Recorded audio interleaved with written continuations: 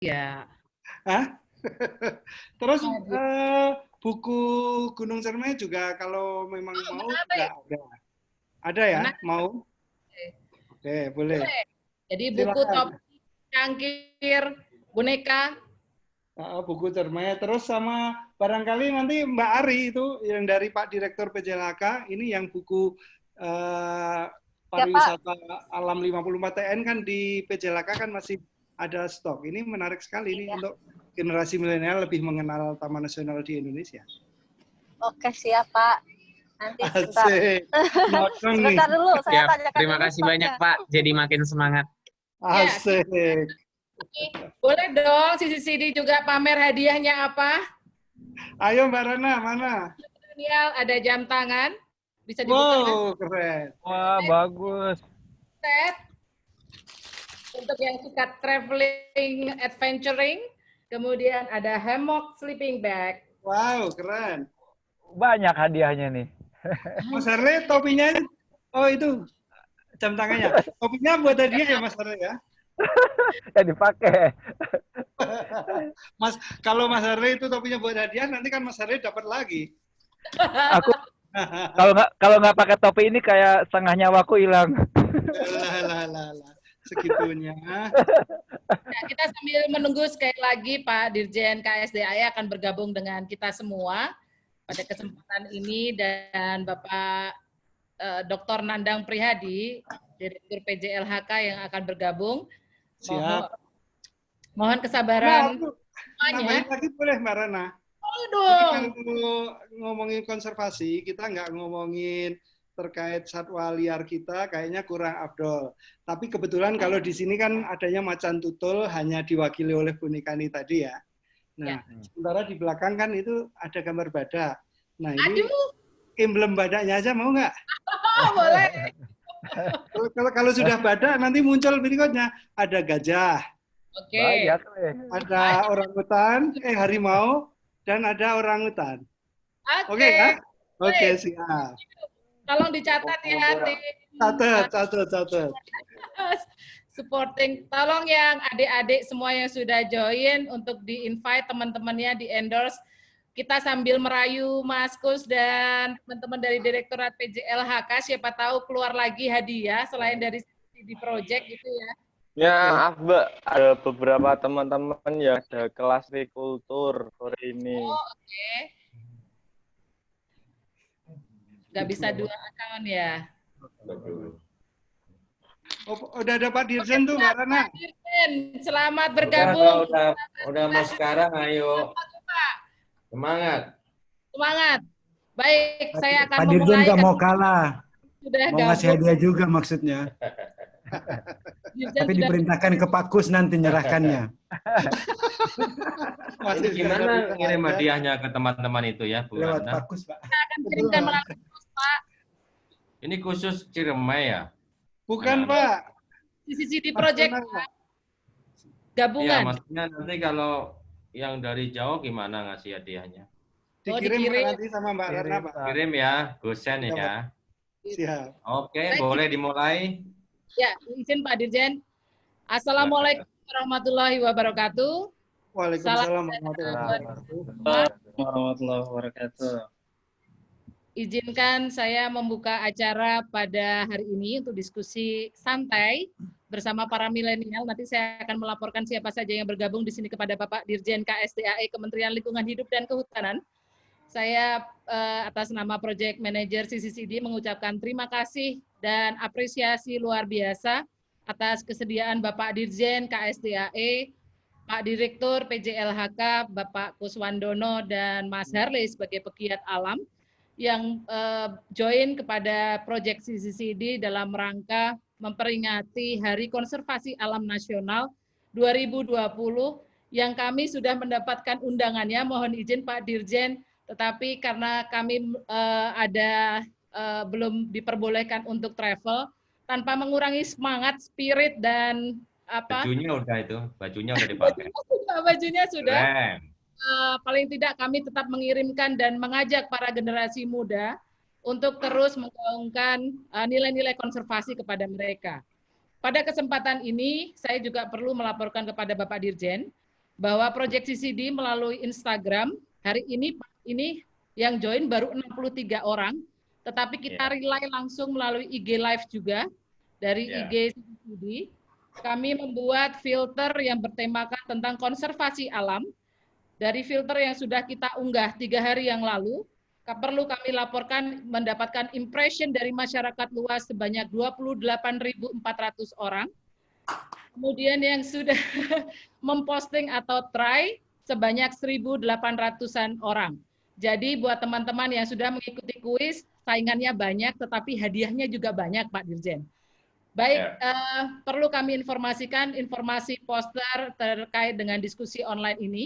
Kami sebarluaskan terutama kepada adik-adik mahasiswa di bawah Silva Indonesia, khususnya untuk bagi calon-calon rimbawan muda.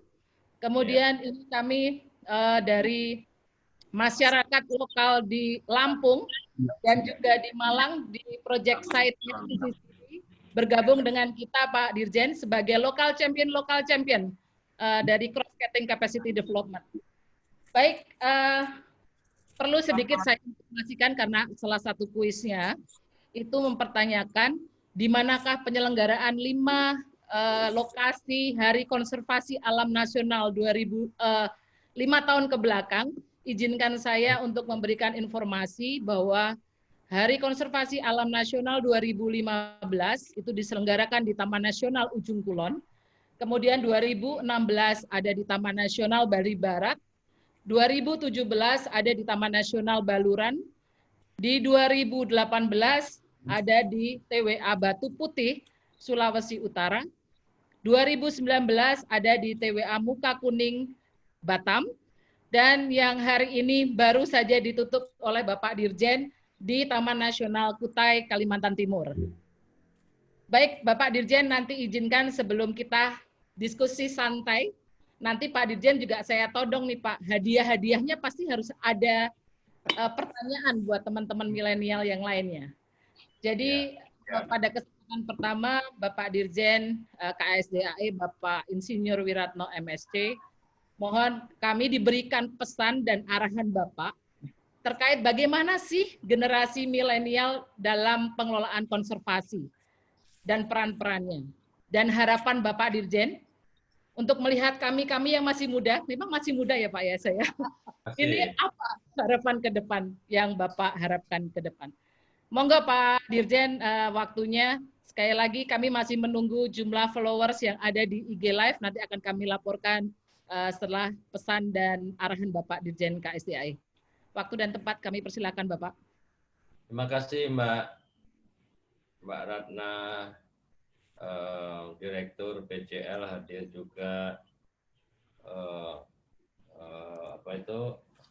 Mas Kus yang luar biasa yang selalu menginspirasi dimanapun dia bekerja.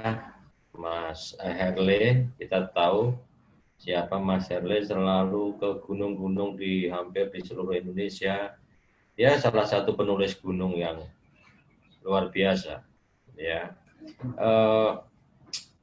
Saya kira generasi milenial mereka generasi yang connected ke smartphone, ya, sehingga sebetulnya komunikasi hampir tidak ada batasnya. Saya baru ketemu dengan Panji Petualang dan Mas Irfan Hakim. Mas Panji itu loh ininya followernya 1 juta. Bayangkan itu, sekali posting 1 juta orang pasti melihat, ya. Jadi saya kira message tentang konservasi alam ini harus terus-menerus didistribusikan dan hampir hitungan second, ya, dalam 1-2 second dia sudah tersebar. Oleh karena itu sangat penting mengirimkan message apa sebetulnya yang harus disampaikan ke generasi milenial, mulai dari kecintaannya pada satwa, keindahan alam, ya. Dan generasi muda adalah generasi yang penuh harapan, penuh impian, penuh cita-cita, maunya mencoba. Pokoknya aku harus bisa naik gunung, nyelam, snorkeling, caving, semuanya tentang alam. Ya, mereka ingin di umur seperti itu, ya, mereka pasti akan mengetahui. Nah, oleh karena itu message tentang the do and the don't, ya. Kalau mendaki gunung, pasti Mas Herle bisa ngasih bantuan seperti apa. The do and the don't. Apalagi di era COVID ini ya, kita mencoba tadi di Mangrove Park, di Bontang, bagaimana social distance ini. Kadang sulit ya kalau kita foto bersama dan seterusnya. Duduk harus ada distancing, cuci tangan, pakai masker terus, sangat sulit. Tapi itulah tuntutan dari COVID-19. Kita sangat berhati-hati menjaga kesehatan, menjaga alam.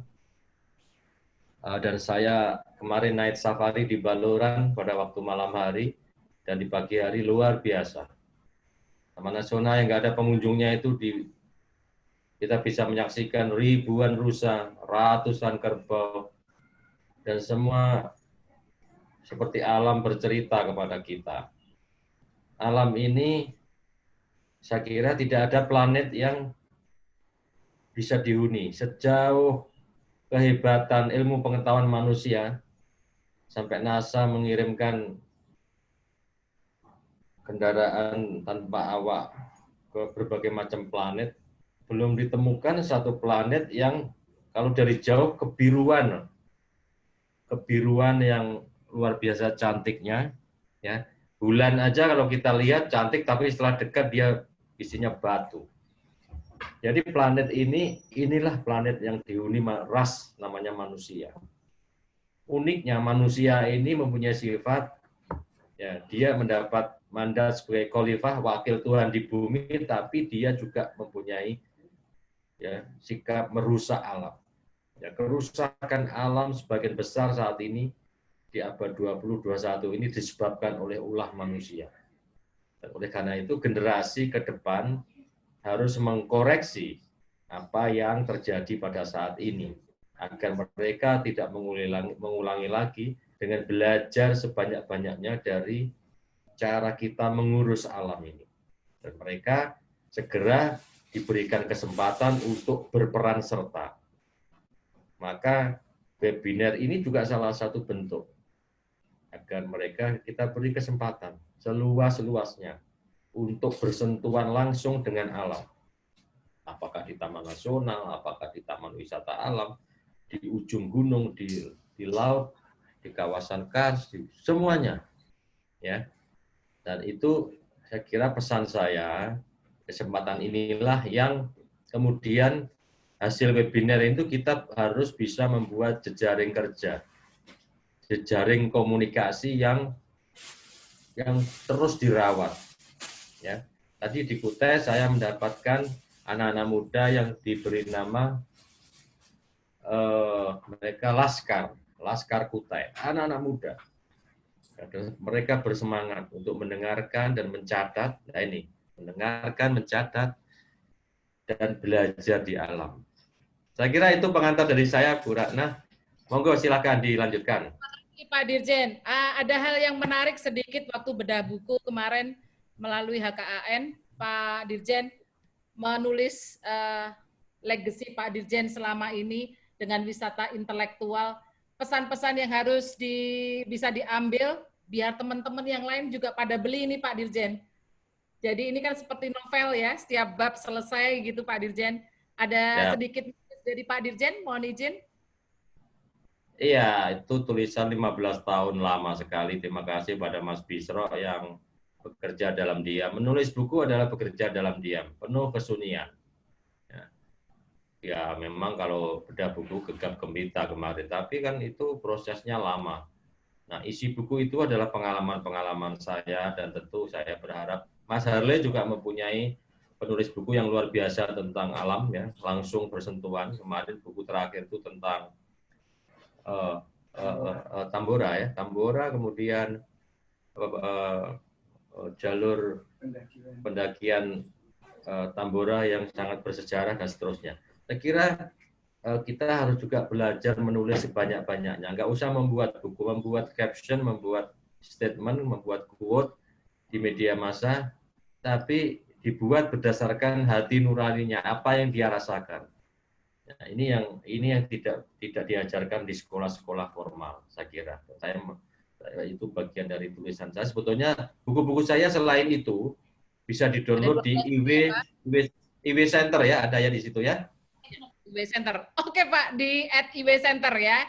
Di sini. Iya, semuanya di-upload aja. Di IW Center banyak e-book yang bisa di-download gratis.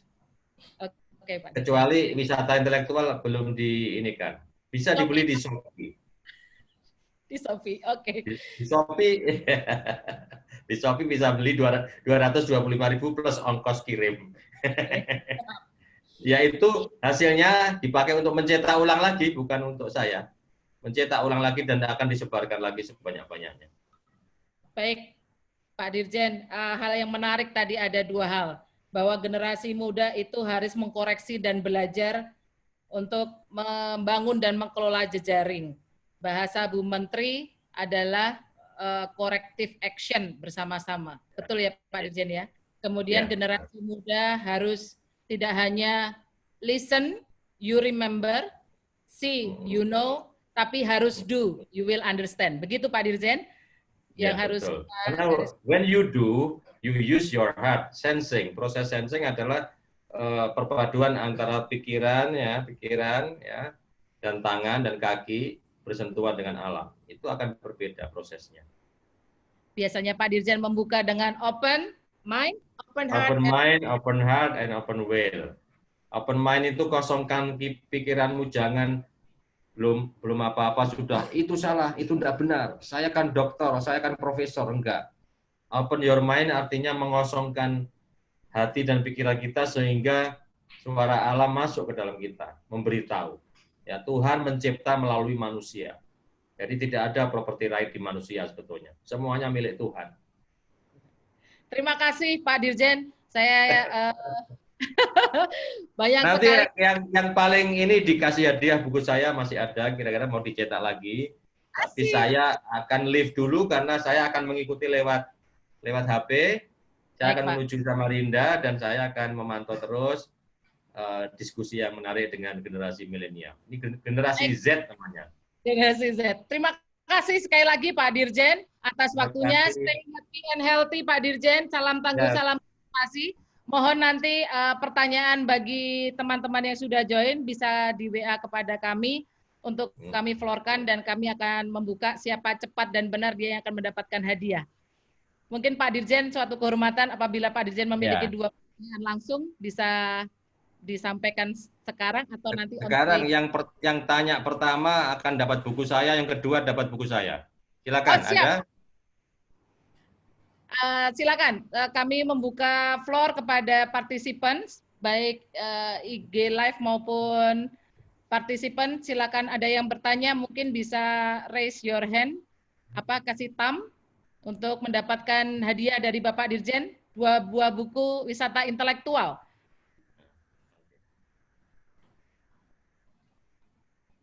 Ada ya? Halo, pada ngantuk apa ya? Pada takut? Mbak, tanya apa aja boleh. Tanya apa aja boleh. Silakan. Saya boleh, Pak? Boleh, silakan. Iya, silakan, Mbak. Saya Hairunisa Nurfitra dari mahasiswa Fakultas Kehutanan Universitas Hasanuddin. Izin bertanya. Sekarang ini kan kita tahu kita memasuki era new normal. Nah, sedangkan kebanyakan taman nasional maupun tempat wisata alam, begitupun beberapa tempat-tempat itu banyak yang ditutup ya. Nah, menurut Bapak ini, menurut Pak Dirjen, bagaimana sih peran mahasiswa kehutanan khususnya untuk memaksimalkan kinerja-kinerja yang ada di Taman Nasional dan Taman Wisata Alam? Maksudnya bagaimana cara kita turut membantu di kegiatan-kegiatan di Taman Nasional maupun di tempat wisata alam untuk memaksimalkan penerapan protokol kesehatan. Mungkin itu saja, Pak. Terima kasih. Ya, gampang itu, Nisa. Ya, Nisa di sana di mana tuh? Di Makassar. Oke, magang aja. Nah, magang seminggu, 2 minggu atau 2 hari magang di Taman Nasional Petung Bantimurung, lalu mengamati orang berwisata itu seperti apa sih, apakah mereka mentaati protokol COVID, sudah kita siapkan di sana, tapi kan kalau nggak dikontrol, orang cenderung mau selfie, berdekatan, itu nggak boleh ya, nggak boleh. Dan itu new culture, kita belum terbiasa seperti itu, ya. Jadi Mbak Nisa, nanti tak hubungkan dengan Mas Yusa, Kepala Balai di Bantimurung, ya, lalu coba nanti ikut merasakan tadi, ya, the do and the don't-nya apa yang boleh dan tidak boleh, apakah ditaati, kalau enggak bagaimana Taman Nasional bisa mengontrol itu, dan bagaimana mahasiswa bisa ikut serta dalam berpartisipasi, ikut mengontrol, ya. Dapat 1 buku nanti dikirim ke Makassar. Terima kasih ya. Sekaligus dapat magang. Terima kasih Pak. Baik, ada Ya. yang melalui Mbak, chat, Mbak Rahmi, Bu Rahmi Kasri. Silakan Bu Rahmi. Bicara ya? Jangan lupa, Bu. Silakan Bu Rahmi. Oke, selamat sore Pak Dirjen. Jadi saya termasuk orang yang senang untuk jalan-jalan. Nah, saya lihat website Taman Nasional tuh bagus-bagus banget. Kayaknya bulan lalu deh saya sampai pingin pergi ke Ujung Kulon ya. Websitenya keren banget Pak. Sampai di sana saya kesulitan Pak. Ternyata fasilitasnya nggak seperti yang ada di website. Terus cari tempat masuknya juga saya bingung gitu. Gimana nih Pak? Padahal udah bagus banget promosinya Pak. Udah effort banget jauh-jauh ke sana Pak, tapi nggak ada apa-apa. Itu aja sih Pak. Demi pandemi. Oke. Itu. Iya, ini Mbak ini mahasiswa atau dosen ya? Masih udah lulus Pak, dokter. Udah lulus Pak. Oh iya. Iya, nanti dikasih tahu aja, mesti memang untuk memperbaiki fasilitas itu sangat penting, dan saya bilang memang Mbak ke Ujung Kulon sebelah mana yang mau dilihatnya, di Sumur atau mau melihat badak, atau wisata Burani, mau wisata yang seperti apa? Di websitenya banyak banget Pak. Jadi ada misalnya bisa melihat badaknya, terus juga ada yang ke pulaunya, terus fasilitasnya banyak banget sih Pak. Jadi mungkin kalau website Iya, betul. Ke websitenya bisa diimprove gitu Pak. Jadi kan kita bisa bawa wisatawan banyak-banyak. Terima gitu, kasih. Pak. Nanti Mbak Rami nomor HP-nya jangan lupa ya. Masukannya akan saya langsung telepon Kepala Balai untuk cek semua sarpras. Tapi berita terbaru sampai Juni. Baru lahir dua ekor anak badak jantan dan betina. Kita bisa melihatnya melalui kamera trap, video trap, ya. Keren banget. Jadi total ada 74. Saya kira tidak mudah melihat badak, ya, kecuali staf kita yang berhari-hari masuk. Kalau Mbak mau lihat badak betul-betul, itu adalah special interest dan harus dengan staf kami di sana. Kalau mau serius, saya fasilitasi nanti. Dapat 1 buku saya dan saya fasilitasi ke Ujung Kulon. Terima kasih Pak. Baik, jangan lupa dicatat nomor HP-nya. Pak Dirjen, 1 hadiah dari CCCD, sebuah jam tangan. Kebetulan ada lokal champion saya dari Lampung, Pak. Ada Roy dari CCCD, pendamping lapangan dan juga konsultan pemberdayaan masyarakat. Ada yang mau ditanyakan kepada Pak Dirjen? Silakan, Roy. Silakan. Mas Roy. Sinyalnya susah kali ya. Ya mungkin ada di jalan ya. Roy ada yang mau ditanyakan? Local champion itu apa sih? Bu Ratna sekarang pakai nama-nama aneh-aneh idiomnya. Halo Bapak. Halo. Halo Bapak. Ya, gimana Roy? Silakan Roy. Saya ingin bertanya nih Pak. Saya selalu tertarik di kutipan Bapak kalau dalam pemberdayaan masyarakat itu ada yang namanya reward and recognition. Hanya saja berbagai karakter gitu Pak. Apabila reward dan mentor itu tidak berjalan dengan baik dan seakan-akan ketika kita pemberdayaan agar reward masyarakat itu lebih tepat di Reward and mentorship ya. Ya, reward. dalam melaksanakan budaya masyarakat lebih baik lagi, Pak. Terima kasih. Iya. Itu kalau nggak salah reward and mentorship-nya nggak jalan kan? Mentorship-nya nggak jalan, Bu Ratna ya? Kalau CCD jalan, Pak. Saya tetap turun ke lapangan Jalan, loh. Pak. Jalan ya, iya. Saya kira itu penting sekali memberikan reward, respect. Reward itu artinya ya kalau datang ke suatu kelompok petani yang ngasih oleh-oleh, jangan tangan kosong. Kalau kerjanya bagus, dapat tepukan kuda, reward. Bukan itu reward. Terima kasih sudah membantu kami. Itu harus mudah kita memberikan, bilang terima kasih sudah membantu. Karena pada hakikatnya manusia tidak bisa kerja sendiri. Coba saya kira, Roy, kamu bisa lihat pundak kamu, gitokmu nggak? Gitok tahu nggak? Tengkuk. Nggak bisa. Manusia nggak bisa lihat tengkuknya walaupun dekat sekali. Itu membuktikan bahwa manusia penuh dengan keterbatasan. Ya. Dan oleh karena itu kenapa kita harus sama-sama dengan siapapun yang mau membantu kita untuk memperbaiki lingkungan dan meningkatkan kesejahteraan itu bagus. Dapat satu buku saya lagi, Roy. Nanti dibaca rame-rame di situ, di kelompok. Hah? Jam tangan. Oh, jam tangan oke, sama buku saya. Nanti boleh ya. Live IG ya, Pak. Izin. Ya. Terima kasih, Dirjen. Terima kasih, saya harus leave. Ya. Terima kasih sekali lagi. Stay tuned and this very interesting webinar. Gitu dong. Don't go anywhere. Terima kasih. Assalamualaikum. Salam tangguh, Pak. Salam konservasi. Terima kasih, Matur nuwun. Terima kasih, Mas Gus, Mas Herle. Matur nuwun. Kita sudah ada 3 hadiah, 2 dari Pak Dirjen dengan buku wisata alam yang sangat tebal dan menarik seperti novel. Kita akan dibawa imajinasi kita berada di alam. Pesan penting dari Pak Dirjen tadi ada beberapa hal bahwa generasi milenial sekarang yang sangat connected dengan smartphone itu tanpa batas, sehingga apapun informasi bisa didapatkan. Kemudian generasi milenial ini penuh impian, penuh cita-cita, ya, yang harus atau ingin mencoba semuanya, tetapi harus ingat kalau kita dalam adventuring harus ada koridor-koridor do and don'ts.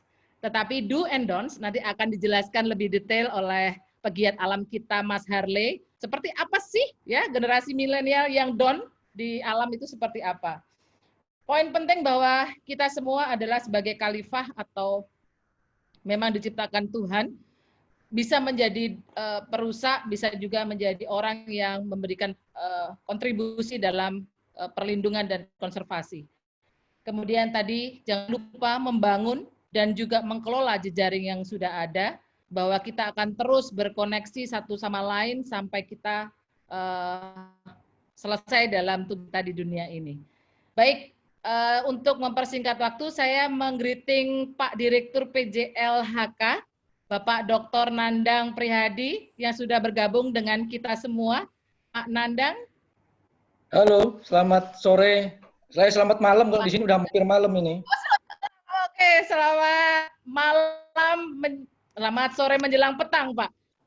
Selamat sore menjelang petang, ya wis terserah lah. Apa mereka dulu kopinya?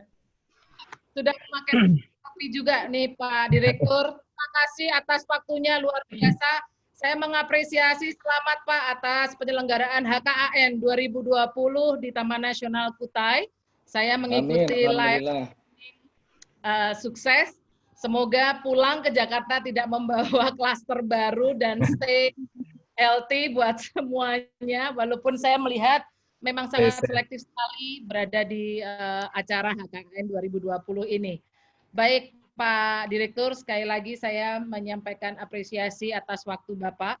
Izinkan tadi Pak Dirjen memberikan pesan dan kesan. Harusnya cepet banget ya. Saya akan ada pertanyaan buat Pak Direktur. Sebenarnya makna atau tema HKAN 2020 ini sangat menarik, Pak. Merawat peradaban, menjaga alam. Sangat dalam ini, secara filosofinya sangat dalam.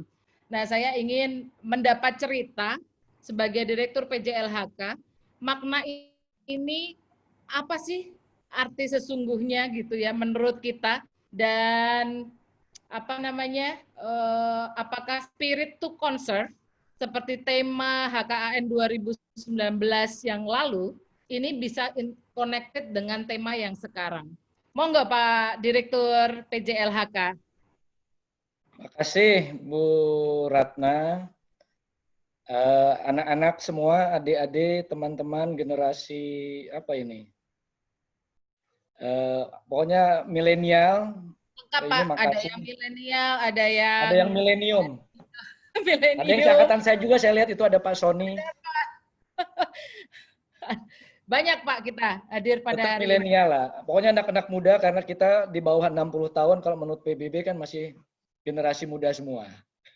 Oke, makasih. Ini jadi kami alhamdulillah sudah selesai menyelenggarakan Hari Konservasi Alam Nasional di tengah pandemi COVID, dan tadi seperti yang sampaikan Bu Ratna, moderator, insya Allah ini tidak menjadi klaster baru karena memang kami sangat ketat menerapkan protokol COVID. Hanya memang, tetapi ini yang menjadi kendalanya sebetulnya adalah, nah ini yang perlu, yang muda-muda ini adalah bahwa disiplin kita sendiri yang memang tetap harus dipertanyakan, Bu Ratna dan teman-teman semua. Jadi masih banyak yang kenapa sih harus begini, kenapa sih harus begitu, kenapa dibatasi cuma boleh sekian orang dan seterusnya.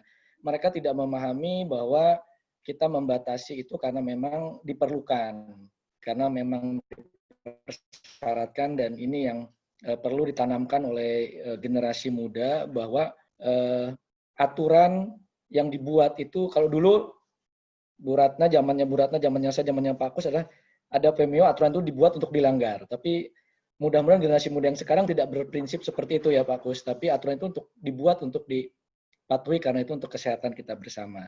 Nah, kembali ke tadi pertanyaannya, tema kita memang cukup unik, dan ini juga menjadi perbincangan kemarin dalam diskusi bahwa kok namanya Nagara Rimba Nusa Merawat Peradaban dan Menjaga Alam. Pertama adalah ini kami ingin menggambarkan semangat konservasi alam di peradaban sekarang, di era modern ini adalah tanggung jawab semua pihak, masa kini, termasuk generasi kita, dan masa depan nanti generasi anak-anak ini. Dan ini bahwa ini menjadi tanggung jawab semua, termasuk kita di tengah-tengah kemajuan teknologi, pola hidup. Jadi kan di sini ada peradaban, bahwa kita peradabannya dari mulai masyarakat kayak kita yang semi milenial, yang tertatih-tatih mengikuti perkembangan teknologi, dengan teman-teman yang memang sudah siap dengan teknologi, bagaimana mereka kemajuan teknologi, terus pola hidupnya yang berbeda, kita berpola seperti yang tradisional dengan mereka yang sudah maju, dan ada tadi seperti Pak Dirjen bilang terbuka, terus di sisi lain sekarang makin terbatas waktu gitu, jadi kadang-kadang kekurangan waktu dan siapa dan sebagainya, sementara di sisi lain kualitas hidup tadi semakin meningkat. Cuci tangan, pakai masker, dan sebagainya. Nah inilah yang menjadi suatu kebanggaan dan harus dirawat. Dirawat peradaban itu sehingga alam akan menjaga. Nah, dengan merawat peradaban, harapan kita akan menjaga alam, akan terjaga oleh kita. Lalu Nagara Rimba Nusa itu adalah kita menggambarkan bahwa ternyata TN Kutai, tempat kita acara itu, Bu Ratna, itu ditunjuk oleh Sultan Kutai dan diserahkan untuk menjadi Taman Nasional Suaka Marga Satwa. Bagaimana bahwa negara, jadi negara itu dia betul-betul mengkonservasi, menyerahkan tanahnya untuk dikonservasi, untuk menjadi rimba dan rimba di Nusa. Nah, Nusanya terakhir karena memang dekat dengan IKN itu gitu loh. Jadi kita dulu maunya di Balikpapan, tapi di Balikpapan tidak ada taman nasional, tidak ada taman wisata alam, sehingga kita geser ke yang lebih dekat, dan ternyata sejarah Taman Kutai cukup menarik, sehingga jadilah bahwa Nagara Rimba Nusa Merawat Peradaban Menjaga Alam, dengan logonya yang menarik, ada gambar sesuatu gitu. Saya tidak mau jelaskan gambar apa, karena itu akan menjadi pertanyaan kita nanti. Silahkan saya sampaikan sekarang, Itu Oke, itu menjadi pertanyaan ya Pak Direktur. Jadi ada akan jadi pertanyaan. Jadi clue-nya silakan mulai mencari dulu di web, itu apa sih dan sebagainya. Tidak akan saya jelaskan. Tapi Itu Bu giveaway, Ratna. giveaway dari Pak Ada Direktur. nanti merchandise-nya ada topi ini kalau mau. Saya sengaja tutup karena botak saya Pak Kus biar nggak kelihatan, jadi pakai topi. Saya dengar Ada dari topi ini akan saya kirimkan, tapi bukan topi yang ini karena ini ada tulisannya, ada tulisan ini, tapi ada topi yang lain yang masih baru kita kasih. Terus satu buku 54 Taman Nasional, sama satu lagi yang baru bukunya di soft launching tadi, belum launching resmi, baru tadi di soft launching karena launching resmi akan oleh Bu Menteri. Buku kumpulan foto-foto seluruh Taman Nasional dan Taman Wisata Alam dan Suaka Marga Satwa di seluruh Indonesia. Buku petualangan alam Indonesia. Satu buku aja tapi ya. Oh, buat manajernya, moderator hari ini. Jangan moderatornya, enak aja. Baik. Berarti Pak Direktur akan memberikan 3 pertanyaan karena ada giveaway dari Bapak Direktur PJLHK berupa 1 topi konservasi alam dan 1 buku. Ini menarik sekali loh, buku 54 Taman Nasional. Saya sudah punya dan gambarnya bagus banget. Kemudian 1 lagi buku yang baru soft launching tadi dan rencananya baru akan di launching oleh Ibu Menteri, yaitu kumpulan foto-foto seluruh potensi wisata maupun spesies dari Taman Nasional seluruh Indonesia. Baik Pak Direktur, terima kasih atas masukan Pak Direktur tadi tentang makna dari HKAN 2020, pastinya terkoneksi dengan sejarah Tanah Kutai tadi ya, menarik sekali secara tema Nagara Rimba Nusa, merawat peradaban menjaga alam. Baik, poin penting adalah kita harus bertanggung jawab dan tanggung jawab ini adalah semua pihak, tidak bisa berdiri sendiri. Pak Direktur, ada 3 pertanyaan. Mungkin Pak Direktur sudah memiliki pertanyaan-pertanyaan tersebut. Yang pertama tadi logo. Oke. Nah, itu ada logo, di tengahnya itu ada gambar satwa. Siapakah dia? Oke. Yang pertama adalah logo HKAN 2020. Itu siapakah dia yang ada di situ? Bukan Ratna kan ya Pak ya? Bukan Mas ya? Bukan ya? Ampun. Jauh lah, jangan Ratna lah. Okay. Ini lebih ganteng dibanding lebih cantik. Baik, itu pertanyaan pertama. Kemudian Yang kedua, Hari Konservasi Alam Nasional itu tanggal berapa?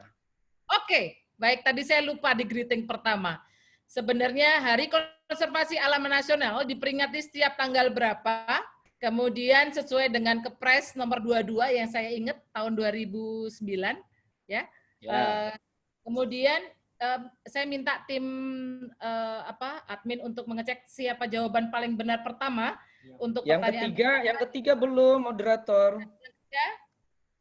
Yang ketiga, lokasi HKN tahun 2020 di mana? Oh, oke. Baik, Pak. Tadi sudah dijawab sebenarnya. Oh, sudah. Kalau gitu ya yang ketiga silakan ada pertanyaan dari peserta aja. Pertanyaan dari peserta yang ketiga. Kalau begitu saya hold dulu untuk pertanyaan ketiga. Boleh. Pertanyaannya ada 2 dari Pak Direktur. Nanti yang ketiga kita tanya jawab 1 peserta pilihan yang akan diberikan kesempatan untuk bertanya kepada Pak Direktur PJLHK. Baik, waktunya 2 menit untuk menjawab. Mungkin dari tim sudah dapat. Baik, siapa yang mendapatkan topi yang pertama? Dari Bu Riana Hutahayan dari UNDP. Selamat Bu Riana untuk mendapatkan topi konservasi alam dari Bapak Direktur PJLHK. Nanti akan kami kirimkan Bu Riana, selamat. Kemudian yang kedua, Mas Andri Imam Saputra. Baik, Mas Andri Imam Saputra akan mendapatkan buku 54 Taman Nasional di Indonesia. Baik, sekarang saya tutup untuk pertanyaan-pertanyaannya. Yang sekarang Pak Direktur izinkan untuk kita membuka floor pertama. Pertanyaan siapa yang mau bertanya kepada Pak Direktur? Hadiahnya buku Petualangan Alam Indonesia. Oh, hadiahnya buku kumpulan foto-foto petualangan. Saya Kak Rana. Oh, boleh. Japet Mario Doda, silakan. Japet, sebelumnya terima kasih kepada Bapak Nandang. Perkenalkan, saya Japet Moryo Doklas dari Fakultas Kehutanan Universitas Gadjah Mada, asalnya dari Provinsi Riau. Mengingat tema yang diangkat pada tahun ini sangat menarik, yaitu Negara Rimba Nusa, untuk meningkatkan spirit khususnya generasi milenial, saya ingin bertanya kepada Bapak Nandang, kira-kira menurut Bapak apa yang menjadi tantangan terbesar bagi generasi milenial, khususnya di era sekarang ini, untuk turut berkontribusi dalam mengkonservasi alam? Terima kasih sebelumnya, Bapak. Mau jawaban serius apa jawaban guyon, Japet? Serius, Pak. Oke, satu hal yang perlu dikritisi dari generasi sekarang adalah generasi sekarang itu paling males bergerak. Mager istilahnya ya. Sementara kalau ingin melihat keindahan Taman Nasional, melihat keindahan Taman Nasional, kamu harus jalan kaki, harus naik gunung, harus kadang-kadang kehilangan sinyal gitu. Kalau generasi muda sekarang kan rata-rata tidak mau kehilangan sinyal, lebih baik kehilangan pacar daripada kehilangan sinyal. Ya nggak, benar nggak Japet? Jadi tiba-tiba benar, kalau Pak, benar. Kan tiba-tiba masuk ke Taman Nasional, coba lihat tanya Pak Harley itu. Kalau masuk Taman Nasional di gunung itu, terus tiba-tiba tidak ada sinyal, wah kok nggak ada sinyal ini, aku nggak bisa WA, nggak bisa upload dan sebagainya. Nah ini yang saya kira tantangan pertama kita adalah bagaimana teman-teman generasi milenial ini memahami bahwa berwisata, bermain, bersenang-senang ke alam itu tidak selalu harus bertemu dengan teknologi. Tetapi justru ketika kita masuk ke alam itulah kita akan ketemu sesuatu yang lebih indah daripada cuma sekedar sinyal. Bisa ngobrol santai dengan pacarnya, bisa menikmati keindahan alam, bisa menikmati keindahan yang diberikan, surga yang diberikan oleh Tuhan kepada kita yang bisa kita pandang di alam. Lupakan dulu HP-nya, apalagi kalau Pak Harley itu udah ngajak saya katanya bisa 4 hari 3 malam. Kalau saya sih senang aja pergi hilang 4 sinyal 4 hari 3 malam. Karena itulah disitulah kita bisa bebas, tidak perlu mikir HP, tidak dikejar-kejar Bu Ratna. Bisa ya, harus bisa ya, jam sekian, nah gitu loh. Bisa ya, itu bisa satu. Yang kedua ini yang seriusnya adalah banyak yang bisa dilakukan oleh generasi milenial sebetulnya, dan saya terkagum-kagum di sini Pak Kus, Bu Ratna, Pak Harley khususnya di TN Kutai dan juga banyak di tempatnya Pak Kus, itu banyak generasi muda yang justru sekarang aktif melakukan kegiatan-kegiatan yang terkait dengan alam, dengan lingkungan, dengan Taman Nasional, dengan wisata alam. Mereka bikin blog, bikin komunitas, tidak mempromosikan yang aneh-aneh, tapi cukup misalnya komunitas hanya tadi itu adalah komunitas pengumpul sampah di TN Kutai. Sederhana, mereka hanya setiap hari-hari tertentu, hari Jumat, anak-anak muda itu, anak-anak kuliahan SMA, masuk ke Taman Nasional Kutai, Jumat, difasilitasi oleh Kepala Taman Nasionalnya, mengumpulkan sampah. Hanya itu aja yang mereka kerjakan. Dan ini saya kira gerakan inovasi yang baik dan bagus dari anak-anak. Jadi tidak perlu berpikir, wah susah nih keterlibatan ke Taman Nasional ini. Karena ternyata dengan cara mengumpulkan sampah, kemudian tadi kalau dalam masa COVID ini, memberikan pemahaman, pengertian ya Pak Harley, bahwa boleh saja berjalan-jalan ke Taman Nasional, ke Taman Wisata Alam, tetapi yaitu tadi jangan tidak pakai kesiapan yang sangat siap. Kalau mendaki gunung ya jangan nyusahin Pak Harley atau nyusahin Pak Kus, nanti nyampe atas ternyata nggak bawa bekal, nyampe atas tidak siap untuk mendaki. Akhirnya Pak Kus yang harus kirimkan tim SAR untuk naik nurunkan gitu ya. Jadi itu Bang Japet, kalau orang Riau tuh bilangnya, tapi saya mau nanya juga ke kamu, kenapa namamu Japet Moryo Doklas? Silakan dijawab, rimbawan muda kita. Kalau saya pribadi Pak, karena kebetulan saya itu dikasih karena saya benar mungkin orang Riau tapi suku aslinya itu Batak. Jadi itu diambil dari salah satu kitab gitu sih Pak, kitab keagamaan. Oh, margamu apa? Kuta Barat Pak. Kok nggak dipakai margamu? Kepanjangan Pak. Oh, kepanjangan. Okay. Bisa ditangkap ya, Bang? Terima kasih. Bisa Pak, bisa. Terima kasih Oke. banyak Pak penjelasannya. Terima kasih Japet atas pertanyaan dan respon dari Pak Direktur. Ada satu hal sebenarnya Pak Direktur yang ini yang perlu kita menjadi concern, karena kemarin saya sempat mengisi mata kuliah pengantar ilmu kehutanan pada rimbawan-rimbawan muda. Mereka Bu dosen. Bu dosen mempertanyakan apakah mungkin generasi muda ini, Bu, atau teman-teman mahasiswa dari universitas yang lain bisa magang di Taman Nasional? Boleh, sangat boleh. Boleh. Boleh ya? Dapat dukungan ya Pak Direktur? Boleh. Jadi gini, Bu Ratna dan semua teman-teman, ketika saya jadi Kepala Balai Besar KSDA Jawa Timur, itu hampir setiap tahun teman-teman dari Stiper, teman-teman dari Intan, dari IPM, mereka melakukan praktek lapangan atau apa gitu ya, selama kurang lebih ada yang 2 bulan, ada yang 6 bulan. Tetapi itu tadi, jangan terus ketika praktek itu, kalau dengan saya jangan bermimpi prakteknya itu di kantor. Saya bagi mereka misalnya, oh di resort ini sedang ada kegiatan, jadi kegiatannya sedang ada kegiatan untuk survei, persiapan survei sampai surveinya ada 2 minggu nih misalnya. 2 minggu.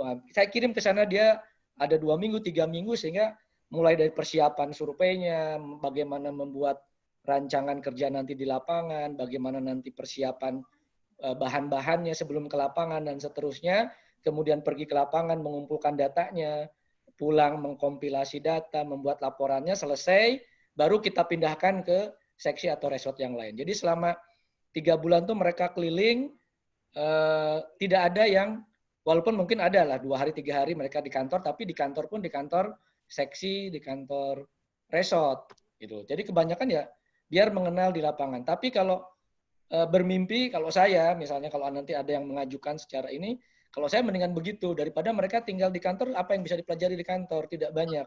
Hanya administrasi saja yang saya kira selama kuliah pun sudah dapat. Lebih baik bagaimana ilmu yang didapat di kampus itu implementasinya betul nggak di lapangan.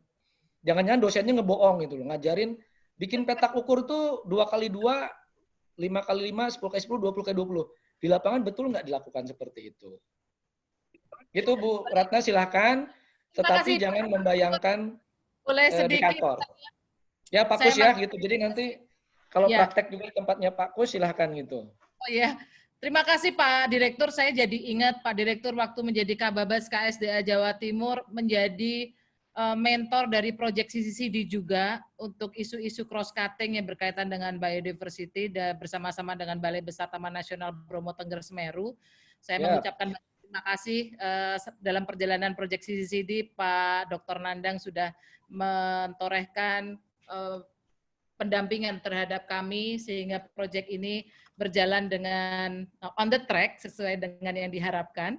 Itu ya Pak Direktur. Kemudian perlu saya informasikan juga bahwa proyek CCD juga sudah 2 kali periode KKN dari Unibrau dan Unisma, kurang lebih sebanyak 100 orang magang dan melakukan pendampingan kepada masyarakat di Desa Bambang dan Desa Bringin di lokasi proyek CCD, dan juga yang ada di Lampung, teman-teman KKN dan magang dari Universitas Lampung, Unila, yang sudah kita akomodir dan bekerja sama dengan BPDAS YC Putih YC Kampung dan BPDAS Berantas Sampean.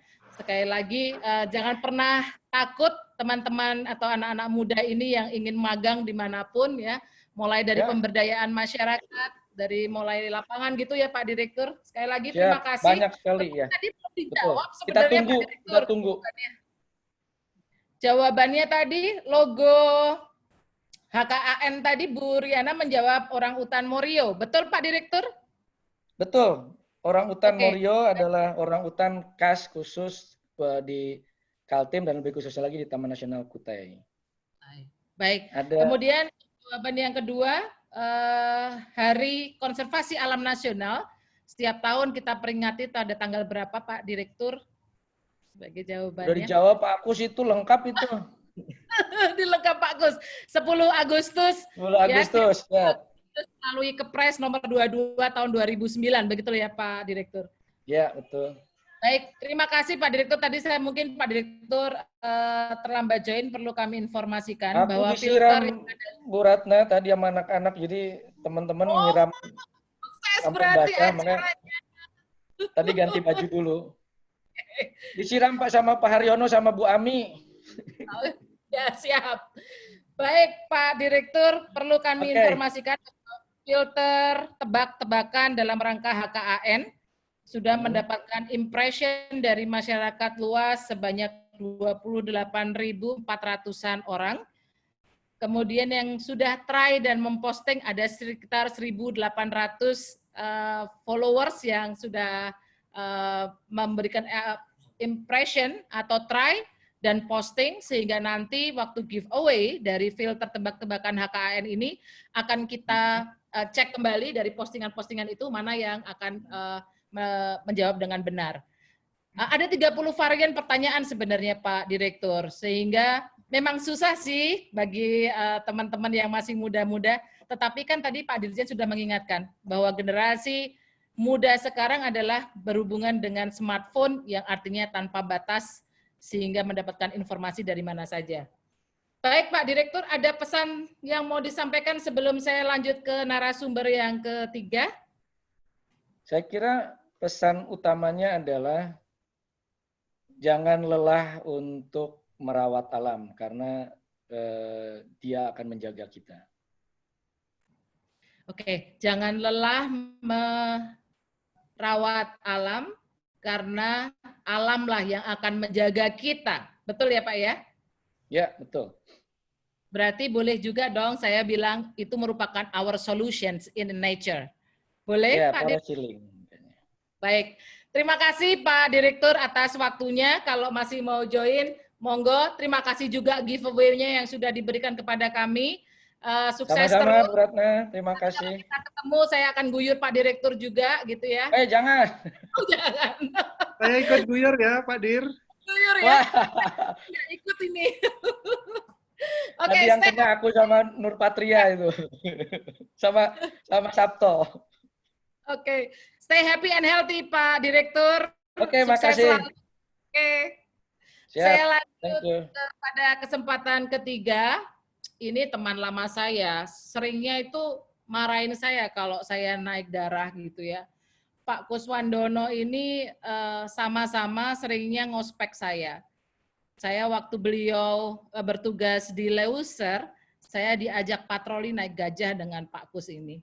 Dan tetapi tidak hanya adventuring yang challenge kepada saya, tetapi banyak hal diskusi terkait dengan konservasi alam, terkait dengan media sosial, dan bagaimana kita bermain dalam infografis dalam memberikan atau penyadaran terhadap masyarakat yang mudah dipahami oleh kita semua. Pada kesempatan ini, Pak Kuswandono yang saat ini menjabat menjadi Kepala Balai Taman Nasional Cermai, saya ingin mendapat sedikit kuliah ya terkait dengan Taman Nasional atau kawasan konservasi di Indonesia. Sebenarnya ada 30 tadi pertanyaan terkait filter CCCD. Banyak sekali yang terkait dengan Taman Nasional ini Pak Kus. Mulai dari ujung Sumatera sampai ujung Papua. Apa sih sebenarnya kawasan konservasi maupun Taman Nasional itu, dan dibagi menjadi zona berapa saja? Ya, termasuk dengan potensi-potensi spesies yang ada di masing-masing Taman Nasional. Memang banyak sih, nggak mungkin waktunya hanya saya kasih 10 menit. Paling yang jargon lah ya, terkait dengan 30 pertanyaan filter yang ada di CCCD, termasuk flagship spesies yang ada di masing-masing region yang menjadi pertanyaan dari filter CCCD tersebut. Baik, Pak Kus, boleh silakan untuk memberikan informasinya, waktunya silakan. Waduh, ini gawat nih, 10 menit tapi harus ngomongin bisa membantu menjawab dari banyak pertanyaan. Tapi mungkin Mbak Rana, pertama saya mengucapkan terima kasih sudah diajak join di sini. Kebetulan saya memang tidak memungkinkan untuk ikut join di HKN di Puntang karena harus standby di lokasi sini. Kebetulan Gunung Cermai baru kemarau. Tapi mungkin yang kemarau bukan hanya Gunung Cermai ya, tetapi situasinya mau nggak mau harus standby. Karena ketika ada kebakaran, saya tidak ada di sini, bisa menjadi kacang goreng nanti Mbak Rana. Oke, rekan-rekan, adik-adik, sobat, kalau boleh saya menyebutkan, meskipun saya lebih tua, itu hanya karena umur, tetapi kita semangatnya sama. Kalau tadi Pak Direktur PJHK, Pak Nandang menyebutkan bahwa kita harus jangan lelah merawat alam, karena alam akan menjaga kita. Sebenarnya itu kan hubungan timbal balik. Nah, ini mungkin barangkali Mbak Rana, saya coba sedikit share kepada rekan-rekan atau adik-adik yang hadir di sini. Mungkin kita berawal dulu menyamakan terkait istilah konservasi itu dulu. Karena kalau tadi bicara Hari Konservasi Alam Nasional, di sini saya sudah sedikit share di chat ya Mbak Ratna, bahwa di situ memang sudah merupakan keputusan Presiden. Tetapi makna terdalamnya sebenarnya kita memperingati Hari Konservasi Alam itu bukan karena itu menjadi keputusan Presiden. Kita harus mempunyai pemahaman, memaknai bahwa Presiden itu pengen mengajak bahwa rakyatnya itu menjadi hidup yang lebih baik. Bukan mengeksploitasi alam, tetapi bersahabat dengan alam. Karena dalam makna yang sebenarnya dari konservasi itu kan memang ada 3 hal, ya kan? Perlindungan sistem penyangga kehidupan, pengawetan sumber daya alam, keanekaragaman hayati flora dan fauna, dan yang ketiga, ini yang rekan-rekan biasanya itu terlupakan. Ternyata di situ tuh ada aspek ekonominya juga. Jadi tidak perlu dipertentangkan antara konservasi dan ekonomi. Ekonominya yaitu tetap ada pemanfaatan, tetapi adalah pemanfaatan lestari sumber daya alam hayati dan ekosistemnya. Nah, sebenarnya makna konservasi kan seperti itu. Makanya kalau kita memperingati Hari Konservasi Alam Nasional yang setiap 10 Agustus itu, sebenarnya tiga-tiganya itu tidak bisa dipisahkan. Kebetulan ada representasi dari konservasi itu, ada namanya hutan konservasi. Mungkin secara umum saya coba sedikit share kepada rekan-rekan. Hutan konservasi itu diantaranya rekan-rekan mungkin mengenal yang adanya namanya kawasan suaka alam. Mohon maaf, saya sambil minum dulu, boleh Mbak Rana ya? Boleh, Pak Gus. Saya juga mau ngintip minum. Dari tadi saya juga ngomong. Bercanda. Oke. Silakan. Hutan konservasi itu ada yang namanya kawasan suaka alam. Rekan-rekan mungkin sudah mengetahui adanya cagar alam dan suaka marga satwa. Kemudian ada yang namanya kawasan pelestarian alam, yaitu Taman Nasional, Taman Wisata Alam, dan Taman Hutan Raya. Dan ada satu lagi fungsi yang lain lagi tidak masuk dalam KSA atau KPA, tetapi masuk hutan konservasi, yaitu Taman Buru. Nah, itu adalah hutan konservasi. Tetapi kalau kita bicara lebih lanjut lagi, ada fungsi yang lain, yaitu hutan lindung. Hutan lindung dan hutan konservasi itu adalah sebagai kawasan lindung. Mudah-mudahan tidak usah bingung. Nah, ini grafis ini sebenarnya bisa di-share, dan kalau mau scroll up, itu di Instagram Balai Taman Nasional Gunung Cermai, @gunung_cermai, itu ada gambarnya dan mudah dipahami. Nah, kalau kita bicara kawasan lindung, itu tadi ada hutan lindung dan hutan konservasi, ternyata hutan pun ada yang di luar kawasan lindung, yaitu hutan produksi. Kenapa fungsinya diatur macam-macam? Yaitu tadi, karena ada yang memang nanti ada dominan di hal ekonominya, ada dominan di hal ekologi, dan ada beberapa hal yang lain. Nah, sekarang ini Mbak Rana, saya sedikit flashback, tetapi mungkin minta bantuan. Nanti ini bisa menjadi pertanyaan kuis, karena ada buku, ada boneka, ada cangkir, ada pets, ya kan? Dan ada juga buku pendakian Cermai. Nah, saya sedikit refresh. Kalau kita bicara konservasi, pertama kali di dunia itu bisa dikatakan Taman Nasional yang pertama itu adalah Taman Nasional Yellowstone atau Yellowstone National Park. Itu ada pada tahun 1872. Kebetulan waktu saya bekerja di Taman Nasional Gunung Loser, pernah ditugasin untuk belajar di sana. itu memang menjadi menarik. Saya sempat nanya, kenapa pada tahun itu orang sudah berpikir harus membuat sebuah taman nasional? Jawabannya juga unik. Ya belum tahu sih ada apanya, tapi yang penting ada kawasan yang memang harus kita lindungi. Dan sambil melindungi, itu kita melakukan penelitian agar akhirnya bisa tahu. Ibaratnya kalau saya membuat analogi, ini hampir sama. Pemahamannya kira-kira sedikit cerita kisah lama ya. Nabi Nuh mendapatkan perintah dari Tuhan, dari Gusti Allah untuk membuat sebuah bahtera yang besar. Diperintahkan bahtera besar itu diisi berpasangan makhluk hidup yang ada di sekitarnya, baik itu tumbuhan ataupun satwa segala macamnya. Hanya dikatakan bahwa nanti akan ada banjir besar air bah. Nah, tetapi makna terdalamnya bisa jadi Nabi Nuh belum tahu kenapa harus berpasangan dan kapan air bah segala macam, tapi itu dilakukan. Nah, itu ibaratnya hampir sama. Hutan konservasi itu harus tetap ada. Misalnya, contohnya ada 5 taman nasional pertama di Indonesia. Kalau di dunia tadi kan Yellowstone tadi tahun 1872. Kalau di Indonesia itu 5 taman nasional pertama itu tahun 80. Nah, mana saja itu, nanti itu bisa menjadi kuis, Mbak Rana. Tetapi maknanya adalah kita belum tahu kenapa harus menjadi taman nasional. Misalnya contohnya, saya pernah bekerja di situ, di Taman Nasional Gunung Loser. Kenapa tahun 80 itu menjadi 1 dari 5 taman nasional pertama? Dan saya pernah juga bekerja di Taman Nasional Gunung Gede Pangrango. Itu kita belum tahu, tetapi ketika kita paham prinsip konservasi, berarti ketika nanti ada aspek yang bisa dimanfaatkan, tentunya contohnya kalau kita lihat di peraturan perundangan sekarang adalah yang bisa dimanfaatkan adalah jasa lingkungannya, agar bisa dimanfaatkan lestari. Jasa lingkungan itu contohnya adalah pariwisata alam. Contohnya adalah air, baik itu masa air untuk seperti air mineral ataupun energi air. Karena air itu mengalir dari tempat tinggi ke tempat rendah kan ada gaya potensial gravitasi bisa menggerakkan turbin. Tanpa dimanfaatkan air tetap akan mengalir. Itu contoh jasa lingkungan. Belum lagi jasa lingkungan yang lain, misalnya energi panas bumi, penyimpanan karbon, dan lain-lain. Itu sebagai contohnya. Ternyata konservasi itu bukan berarti hanya melindungi dan bla bla bla. Nah, kalau tadi kita bicara taman nasional pertama di Indonesia itu ada 5. Nah, sebenarnya kapan sih konservasi dibawa masuk pertama kali di Indonesia?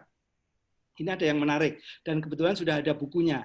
Monggo nanti bisa melalui rekan dari Direktorat PCLHK, timnya Pak Nandang tadi, sudah dibuka bukunya yang ditulis oleh Akang Panji, itu terkait Mr. Coders. Jadi konservasi di Indonesia itu pertama kali dibawa oleh Dr. Coders, itu pecinta alam ataupun ilmuwan dari Hindia Belanda dulu, pada tahun 1912. Beliau mengusulkan perlindungan kawasan-kawasan dan jenis-jenis flora dan fauna tertentu untuk dilindungi. Baru pada tahun 1916 atau 4 tahun berikutnya itu muncul 12 cagar alam. Itu cikal bakal kawasan konservasi di Indonesia.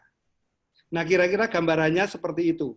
Nah, kalau sekarang kita bicara terkait sebagai contohnya, meskipun tadi sudah saya coba tuliskan di chat room di situ, sistem penyangga kehidupan itu contohnya yang paling sederhana apa?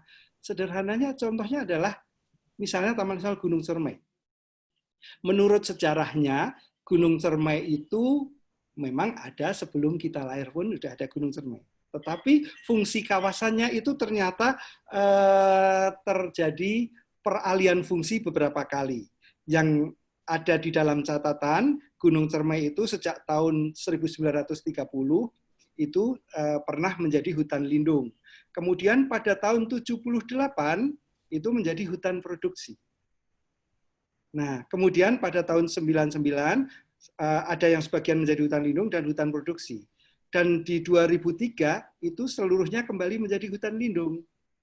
Dan tidak lama kemudian itu diusulkan oleh pemerintah Kabupaten Kuningan dan Majalengka menjadi taman nasional dan disetujui oleh pemerintah pusat tahun 2004, tepatnya tanggal 19 Oktober itu menjadi Taman Nasional Gunung Cermai.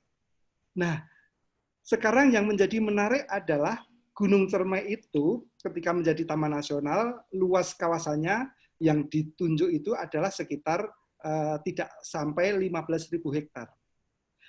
Nah, kenapa ada peralihan fungsi tadi kalau kita melihat benang merahnya adalah karena difahami Gunung Cermai yang memang tidak terlalu luas tetapi harus menyangga kehidupan bukan hanya yang memiliki wilayah administratif di Gunung Cermai. Wilayah administratif di Gunung Cermai itu adalah Kabupaten Kuningan dan Majalengka. Tetapi Gunung Cermai harus menyangga bukan hanya Kuningan Majalengka, tetapi termasuk Cirebon, baik itu kota maupun kabupatennya, termasuk bahkan Indramayu, bahkan sampai Brebes. Jadi dirasa penting kiranya untuk merubah atau alih fungsi kawasan menjadi hutan konservasi. Kira-kira begitu. Nah, inilah yang sejarah ini juga mempengaruhi karakteristik ketika kita membuat strategi pengelolaan Taman Nasional Gunung Cermai. Karena ketika kita bicara hutan lindung ataupun hutan produksi di Pulau Jawa, sampai sekarang keputusan Presiden belum berubah. Yang mengelola adalah rekan dari Perum Perhutani, BUMN. Nah, ketika rekan perhutani mengelola hutan produksi misalnya, rekan perhutani akan melibatkan masyarakat dalam pengelolaan dengan konsep yang namanya PHBM, yaitu pengelolaan hutan bersama masyarakat. Sebagai contohnya yang mudah dipahami adalah masyarakat pelaku PHBM itu dalam kelompok diizinkan menanam tumpang sari sepanjang tidak mengganggu dan tidak mematikan tanaman inti yang menjadi tujuan produksi. Misalnya tanaman pinus. Silahkan mau bertanam tumpang sari sayur mayur ataupun kopi. Tetapi ketika menjadi taman nasional, konsep PHBM tersebut tidak lagi dikenal, akhirnya ini yang harus kita mencarikan solusi. Kebetulan ketika tahun 2004 ini belum bisa memungkinkan langsung memberikan kembali akses kelompok masyarakat ex-PHBM masuk lagi ke dalam kawasan. Kebetulan ada perubahan dinamika peraturan perundangan, yaitu melalui jasa lingkungan wisata alam yang pada tahun 2010 itu izin jasa wisata alam itu diizinkan selain izin sarana wisata alam. Nah, ini yang digunakan oleh rekan-rekan pendahulu kami untuk kembali memberikan akses kepada masyarakat ex-PHBM prioritasnya masuk ke dalam kawasan, tetapi mau nggak mau harus berubah profesi menjadi pelaku wisata alam. Dan ini yang menjadi menarik. Kami harus ikut menyesuaikan. Di kami misalnya contohnya ada Polhut yang pada pendekatan dulunya, pada kondisi normal dulu, Polhut adalah memang untuk Linhut. Tetapi ketika sekarang masyarakat harus beralih profesi menjadi pelaku wisata alam, Polhut pun harus mengikuti menjadi fasilitator untuk mendampingi masyarakat menjadi pelaku wisata alam. Dan ini ada tahapan yang panjang, mulai dari izin perorangan dari kelompok ex-PHBM tadi diwakili perorangan, dan tahapan saat ini kami adalah mengajak mereka menjadi koperasi. Karena dalam izin usaha jasa wisata alam, dalam Permenhutnya belum berubah, yang diizinkan adalah perorangan, atau koperasi, atau badan usaha. Badan usaha itu ada 3 jenis, badan usaha milik negara, milik daerah itu kabupaten, atau milik swasta. Tapi kalau psikologisnya tadinya itu kelompok masyarakat ex-PHBM, alangkah lebih baiknya menjadi koperasi. Dan setelah kita mencoba perdalam lagi telaah, dengan koperasi itu akan menjadi nilai plus juga. Nilai plus paling tidak, kelompok masyarakat itu belajar mengelola kelompoknya menjadi lebih profesional dalam mengelola wisata alam.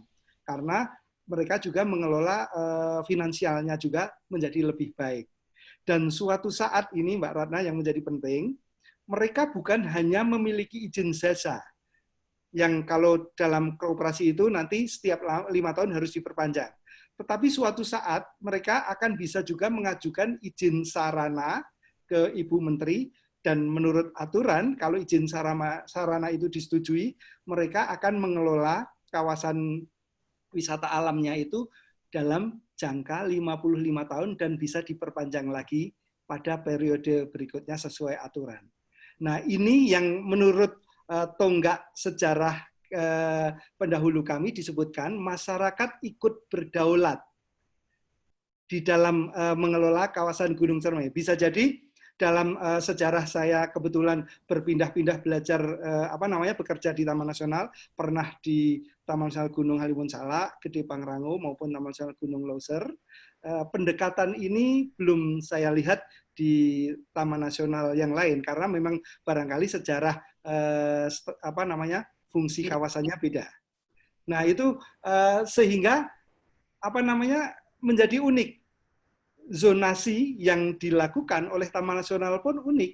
Yang zona wajib, yaitu zona inti, zona riba, zona pemanfaatan pasti ada. Tetapi zona lainnya itu hanya ada zona rehabilitasi, zona khusus, zona religi dan budaya. Hanya itu saja. Tidak ada zona tradisional. Karena kami menganggap keberpihakan kami kepada masyarakat akan lebih bagus ketika mengajak ke bukan berbasis lahan yang sangat dibatasin umur tanaman dan luas kawasan yang terbatas. Tetapi ketika berbasis jasa lingkungan wisata alam itu akan lebih berkelanjutan. Nah, ini kira-kira gambaran kami dalam mendampingi masyarakat mengelola wisata alam, mengelola Taman Nasional berbasis wisata alam bersama masyarakat, dan dengan pembelajaran ternyata pintu masuk wisata alam tapi bisa masuk ke akses yang segala macamnya, Bu Ratna. Di antaranya ikut dalam kelola ekologi, baik itu pemulihan ekosistem maupun pencegahan kebakaran hutan dan lahan, dan termasuk juga dalam pengelolaan sampah ODTWA, kemudian juga dalam pengelolaan keanekaragaman hayati. Barangkali mungkin secara umum saya coba hubungan konservasi yang tadi dari internasional, kemudian lebih level nasional, dan kita turunkan ke contoh yang di Taman Nasional Gunung Cermai. Barangkali mungkin dari prolog itu saja dulu, Mbak. Oke. Pak Kus, tadi sebenarnya poin yang kedua, tadi saya mau menanyakan sebenarnya pengalaman menjadi Kepala Balai Taman Nasional Cermai, tantangannya seperti apa, tapi Pak Kus sepertinya sudah menjawab ya, jadi nggak perlu saya tanya. Nah, di poin pertama tadi Pak Kuswandono sudah memberikan sedikit gambaran sejarah Taman Nasional, mulai dari internasional sampai tingkat nasional dan tapak. Ada 4 hadiah, Pak Kus, boleh nggak nanti diulang lagi pertanyaannya, tapi sebelum itu silakan buat adik-adik atau Bapak Ibu yang join untuk pergi ke Taman Nasional Cermai, deket aja dari Jakarta, kurang lebih 3 jam sudah sampai. Saya juga pernah di ospek sama Mas Kus untuk lihat Milky Way di Bukit Bintang ya, di Bukit Seribu Bintang, Mbak Rana. Iya, di Bukit Seribu Bintang untuk melihat Milky Way di sana. Sangat menarik karena adventuring harus naik mobil Dober Garden ya. Gitu ya Pak Kus. Ya, betul. Baik. Aku kok nggak diajak lihat Milky Way itu, Pak Kus. Pak Dir kemarin kan melihat di Telaga Surian. Bukit Seribu Bintang itu di kaki utara Gunung Cermai, Pak Dir. Nah, pada kunjungan berikutnya kami ajak ke sana ya, Pak Dir. Sambil bawa sepeda, jangan lupa. Oh, siap. Patroli menggunakan. Ajak CD dong kalau sudah pandemi ini berakhir, ya kan? Iya. Tadi ada chatting yang menggelitik dengan performance Pak Kus. Kemejanya bagus, ada yang pengen dapat hadiah dari kemeja dari Pak Kus, ada tulisan Cermai. Nanti di Japri sendiri ya kalau mau minta kemeja. Oke, ada beberapa hal tadi, ada 5 taman nasional pertama di Indonesia. Mungkin itu menjadikan pertanyaan pertama. Mulai dari sekarang silakan siapa yang menjawab duluan. Kemudian pertanyaan kedua dari Pak Kus. Tadi malah dijawab sendiri, sebenarnya kapan pertama kali Taman Nasional ya, atau konservasi dibawa masuk ke Indonesia oleh Coders, tadi tahun 1912 kalau saya tidak salah. Kemudian ini sebenarnya kita saling interaktif ya, sambil menunggu teman-teman menjawab 5 Taman Nasional pertama di Indonesia, mana saja? Sudah ada yang jawab, Mbak Rana, ini di dalam chatting. Benar belum, Pak? Chatting jawaban itu dari Maleahi, Umbu Ngailu, Dedi. Jawaban yang pertama kita urutkan dari Sumatera ya, itu Gunung Loser. Kemudian yang di Jawa itu paling barat Ujung Kulon dan Gede Pangrango. Kemudian ke timur itu Baluran. Kemudian yang 5 Komodo. Betul nggak Pak Dir ya? Saya nggak tahu nih. Pak Dir, gimana Pak Dir? Kita kasih betul atau betul Pak Dir? Karena jawabannya betul nih. Betul, oke. Kalau gitu kita kasih, apa yang pertama hadiahnya tadi Pak Kus? Buku ini, buku Menggapai Puncak Gunung Cermai, Atap Tertinggi Jawa Barat. Baik, terima kasih Pak Kus. Untuk pertanyaan kedua, sebelum itu saya sambil mengulas kembali 30 pertanyaan di filter ya. Biar makin banyak malam ini kita tunggu sampai jam 23.59 waktu Indonesia Barat. Postingan-postingan teman-teman di tagging @CCD Project dan @Hari Konservasi Alam Nasional. Kita tunggu sampai jam 23.59. Dari ujung Sumatera, Pak Kus, saya ingin sedikit, karena saya juga mantan Taman Nasional, Pak Kus. Kebetulan saya juga mantan Taman Nasional Kerinci Seblat, yang menaungi 4 provinsi di Taman Nasional secara administratif, hanya di Taman Nasional Kerinci Seblat. Itu salah satu jawabannya juga ya, berarti. Oke, kemudian Pak Kus, kita dari Sumatera sudah, saya lari ke Kalimantan, Pak Kus. Ya. Ada berapa taman nasional sih sebenarnya yang ada di Kalimantan? Kita urutkan ya, kita urutkan sama-sama. Saling mengisi nih. Dari ujung barat itu ada Betung, Krihun, Danau Sentarum, sekarang jadi satu ya. Dulu 2 taman nasional, sekarang gabung. Ya, sekarang ada Gunung Palung. Betul. Kemudian Taman Nasional Bukit Baka, Bukit Raya. Betul. Punya Pak Agung, sekarang kepala balainya. Kemudian ada Taman Nasional Sebangau, betul? Sebangau dulu dekatnya. Tanjung Puting. Tanjung Puting. Kemudian Sebangau. ke arah kemudian timur ada Kutai. Yang sekarang lokasi HKN tadi. Nah, Kutai. Ya. Kemudian ke utara yang berbatasan dengan negara lain selain Betung, Krihun, Danau Sentarum ada Taman Nasional Kayan Mentarang. Betul, Pak? Oke. Yeah. Ada lagi nggak ya di Kalimantan? Saya rasa cuman itu ya. Oke, sekarang kalau kita bergeser. Di sini ada Rana, di buku ini. Kenapa? Oh, ada di situ. Ya, tapi kan nanti hadiahnya itu. Kita jawab juga filter-filternya. Karena banyak yang zong juga, tetot, digituin. Masih banyak gitu ya? yang... Nggak coba riset kecil-kecilan nanya ke Mbah Google dulu ya? Nggak ada waktu karena sudah terlanjur filtering. Oke. Aduh, salah. Contoh banteng Jawa itu merupakan spesies endemik dari Taman Nasional. Banyak yang jawab Ujung Kulon karena saking keburu-burunya. Padahal banteng Jawa itu ada di Taman Nasional Baluran ya Pak Kus ya? Pak betul, di timur. Ya, betul. Ya, kemudian kita balik lagi ke Sulawesi nih. Sekarang ke Sulawesi. Sebenarnya ada berapa taman nasional sih di Sulawesi? Diurutkan dong Pak, saya juga nggak hafal. Dari yang paling utara itu yang di laut, Bunaken. Saya pernah diving di sana Pak. Oke. Terus ke arah selatan yang di Sulawesi Sulawesi Tengah itu. Ya. Aduh, aku kok kalau ditanya gini jadi lupa. Saya coba ya. Ada Taman Nasional Bunaken, ada Taman Nasional Lorenidu, Boganina. Kemudian Taman Nasional Gandang Dewata merupakan taman yang nasional. Baru ya Mbak Rana ya? Kenapa? Itu yang baru, Gandang Dewata. Yang baru, Gandang Dewata merupakan taman nasional yang ke-53. Nanti kalau saya salah ditegur Pak Direktur. Itu di chat room sudah dituliskan sama Mas Rizal, ada 9. Ada Rizal, oke. Betul. Kemudian ada Togean, kemudian Boganina saya tadi sudah, ya. Rawa Upa, banyak ya. Oke. Oke, kalau gitu sekarang spesies endemik yang ada di Sulawesi. Pastinya dengan adanya 9 taman nasional yang ada di Sulawesi, memiliki flagship spesies dari Sulawesi. Apa saja di situ? Mungkin ada rekan yang bisa jawab langsung di chat room, silahkan. Kita kasih hadiah ya Mbak Rana ya? Nanti kita akan undi hadiahnya. Ini tadi yang Mas Rizal bisa dapat hadiah yang kedua dari Mas Kus. Apa Mas Kus hadiahnya, Pak Kus? Hadiah ya. Yang Mas Rizal hadiahnya ini bagaimana? Oh. Semoga punya anak kecil ya, atau memang suka boneka. Ada staf saya cowok ganteng tapi sukanya boneka dia. Jadi mungkin dia ngarepin ya, Mas Haryo. Oke. Terima kasih. Di chatroom sudah banyak yang jawab. Monggo nanti mungkin panitia dibantu yang jawabannya paling lengkap, paling tepat.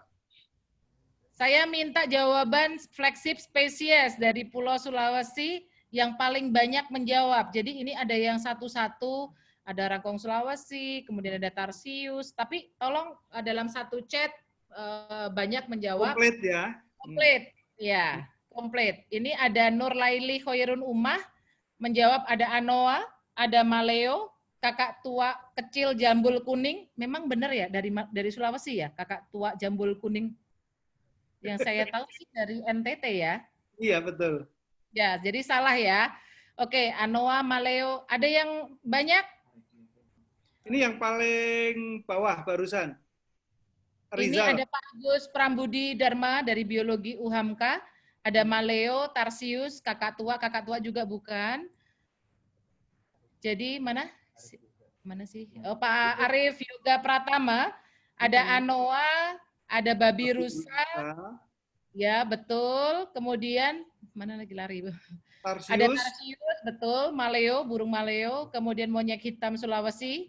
Oke. Kuskus dari sana? Saya rasa kuskus dari Papua ya, Pak Kus. Kalau saya kus doang, Mbak. Bukan. Oh iya.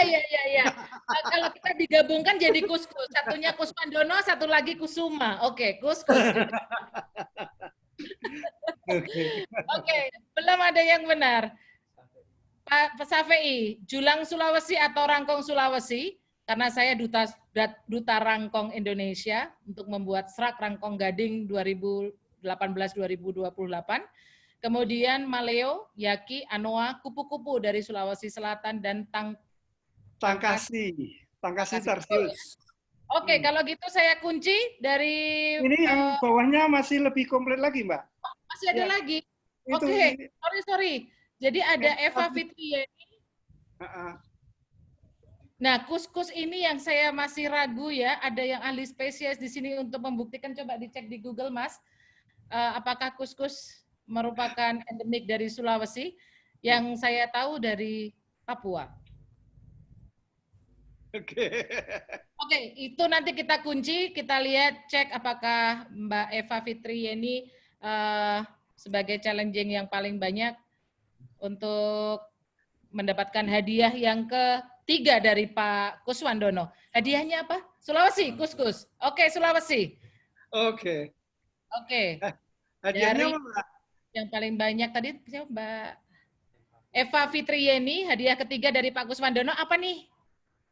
Atau karena yang Mbak Eva Fitriani pasti kan cewek, terus yang tadi menjawab sebelumnya kan cowok ya, Mbak ya? Oh iya, Safei, Pak Safei. Nah, Pak Safei, kita kasih buku ini. 54 Taman Nasional di Indonesia. Tapi ini bukunya dari PJLHK nanti yang ngirim ya? Boleh kan ya Pak Dir? Ya udah, nanti timnya Pak Dir yang ngirim buku ini. Nah, yang Mbak Eva kita kasih ini. Oke, di-change Mas. Oke. Yang Bu Eva akan mendapatkan boneka macan tutul dari Taman Nasional Cermai. Dan siapa lagi yang satu tadi? Yang Safei, Pak Safei mendapatkan buku 54 Taman Nasional di Indonesia. Oke, oh dari Pok Darling. Pok Darling mana Mas Safei? Apakah Pak Safei dari Malang atau Lampung? Kusumasari, terima kasih dari Pok Darling Kusumasari Lampung. Saking terinspirasi oleh Bu Ratna kayaknya. Oke, sukses terus. Salam saya buat masyarakat di Bayas Jaya ya. Baik, sudah empat kan ya? Pak Kus sudah ngeluarin satu lagi belum? Masih tiga. Satu lagi. Masih ada ini. Muk itu yang mau, boleh nggak dikirim juga moderatornya dapat ya? Boleh, nanti moderatornya dikasih muknya ya. Oke. Kita coba ulas sedikit tentang Papua, Pak Kuswandono. Sebenarnya tadi kan bicara sejarah ya. Sebenarnya Taman Nasional terkecil itu di mana ya? Di Kelimutu bukan? Luasan terkecil. Kalau luasan terkecil kalau nggak salah itu. Ya, betul. Kalau saya tidak salah sekitar 7.800 hektar yang di sana. Tidak ada zona tradisional di sana. Karena pernah ke sana saya. Memang kecil sih. Baik, kemudian kita lari ke Papua sedikit. Ada berapa taman nasional sih yang ada di Papua? Boleh ya kita tanya seperti itu, Pak Gundono? Boleh, sekalian nanti yang benar bisa dapat hadiah. Mbak Ratna, kan masih ada yang cangkir kan belum ya? Ya, ini kita kasih hadiah cangkir untuk sebutkan taman nasional yang ada di Pulau Papua. Oh, udah langsung keluar tuh, Mbak. Oke, Mbak Anissa Rahmawati, Taman Nasional Lorentz, Taman Nasional Teluk Cendrawasih, dan Taman Nasional Basur. Kalau ada yang menjawab Raja Empat menjadi Taman Nasional, itu salah. Ya, itu terbanyak banget. Oke, saya dapat cangkir menarik, cantik dari Taman Nasional Cermai, Gunung Cermai. Terima kasih, Mas Kus. Panggilnya Mas boleh ya? Biar boleh, kelihatan. boleh. Kecuali Pak Direktur jangan dipanggil Mas. Tadi saya pesannya begitu. Oke. Kalau Pak Direktur manggilnya Pak Direktur, tapi kalau manggil Mas namanya Mas Nandang. Oh, Mas Nandang. Baik. Saya kembali lagi setelah Papua, ada hal yang menarik. Di Taman Nasional Lorentz itu ada di puncaknya masih sedikit tertutup salju. Betul ya, Pak Kuswandono? Ya, betul. Kemudian di Taman Nasional Wasur itu ada mini kenguru atau disebut dengan walabi.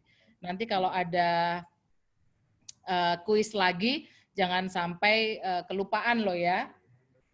Oke.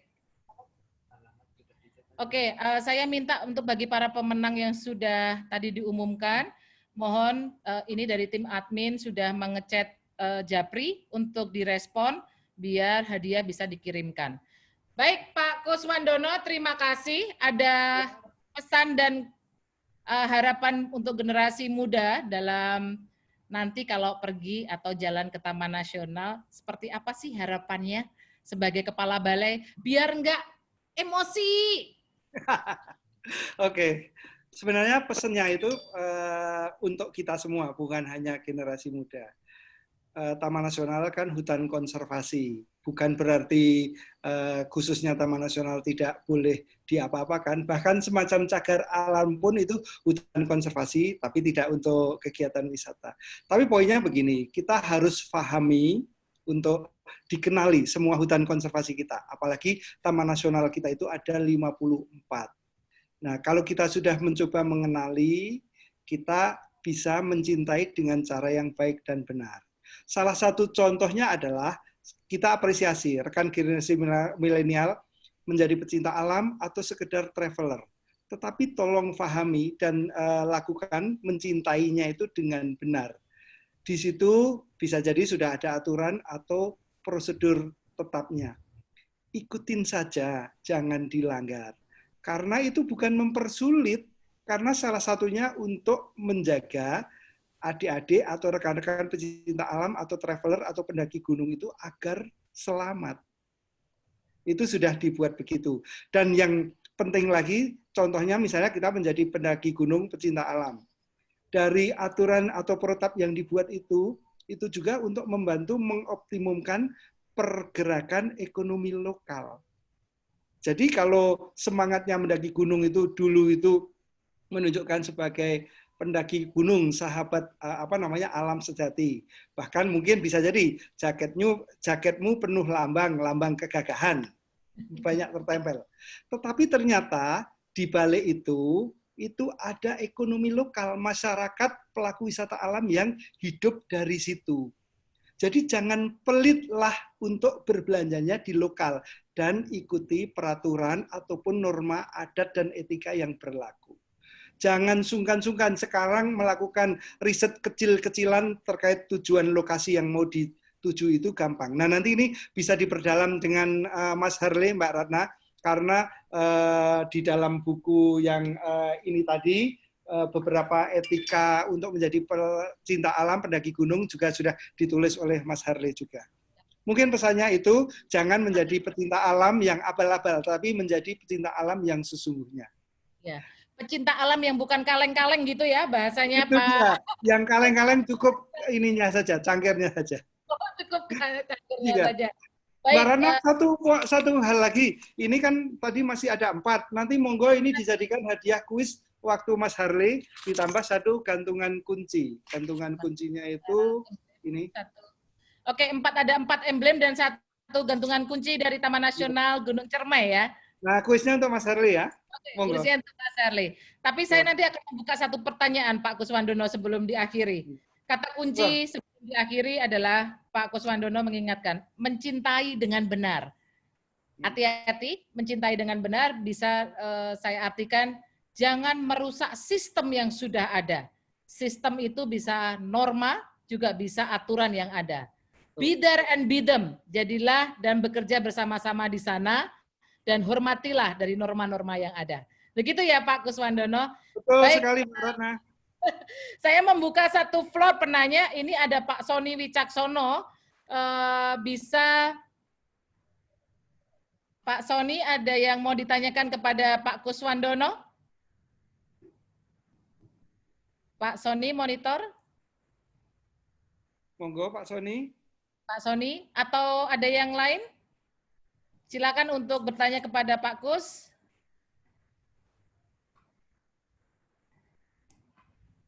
Silakan, saya membuka floor untuk penanya. Kayaknya sudah lengkap kali ya Pak Kus memberikan informasi. Insya Allah. Insya Allah. Baik, kalau begitu, karena ini sudah jam 17.37, saya akan lanjutkan untuk, terima kasih sekali lagi saya mengapresiasi dan memberikan semangat kepada Pak Kuswandono dalam menjalankan tugas. Semoga tetap Mbak Ratna. Kawasan Gunung Cermai tetap lestari dan kerjasama dengan masyarakat lokal tetap dipertahankan. Dan tadi sesuai dengan Permen nomor 8 tahun 2019 tentang izin sarana juga bisa di-endorse kepada masyarakat untuk mengajukan izin sarana yang bisa untuk mendukung kawasan ekosistem yang ada di sana. Sekali lagi sukses Pak Kuswandono, terima kasih atas waktu. Terima kasih. Hari kita harus deal diskusi online ini, terima kasih.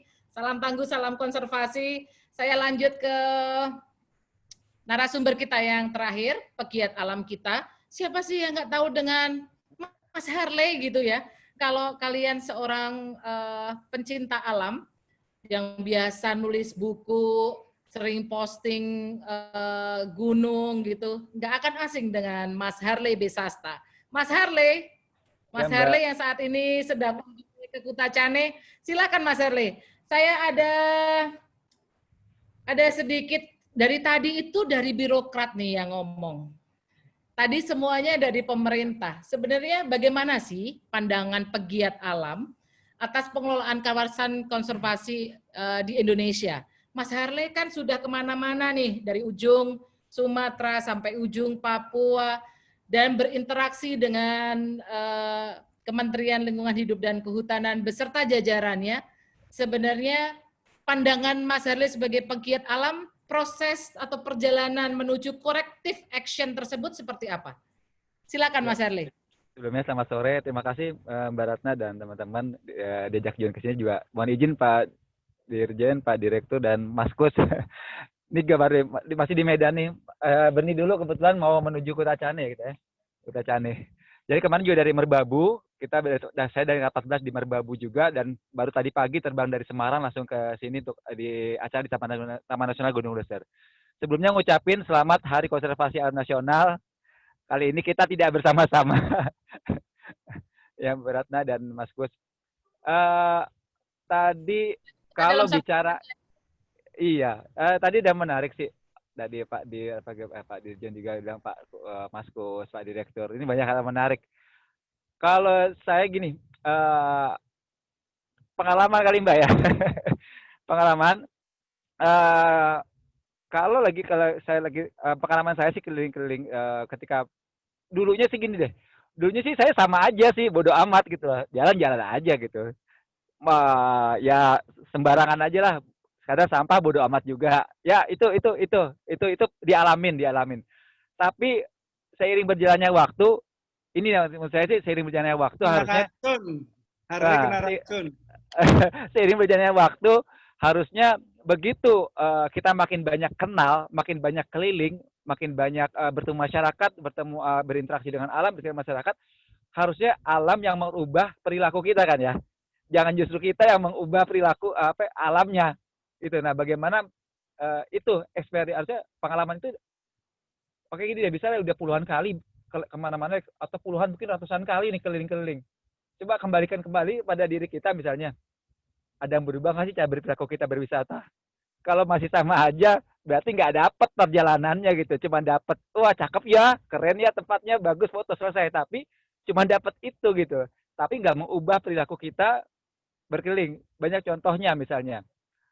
Ketika 15 tahun lalu, saya foto misalnya di puncak Ciremai misalnya. Atau jalan di puncak Ciremai. Tapi 15 tahun kemudian balik ke situ lagi dengan masih caranya sama, tempatnya sama, nggak ada yang berubah gitu misalnya. Gayanya, stylenya ya begitu saja gitu. Nggak dapat pengalaman, nggak dapat apa. Ya hari masih nyampah, masih bodo amat, bahkan masih nyolong-nyolong masuk kawasan. Masuk kawasan. Yang menarik gini, yang menarik ketika saya makin banyak berinteraksi dengan teman-teman KSDA utamanya ya. Kemana-mana justru membuat saya untuk ngerem. Saya nggak bisa melanggar sedikit pun apapun saya lakukan.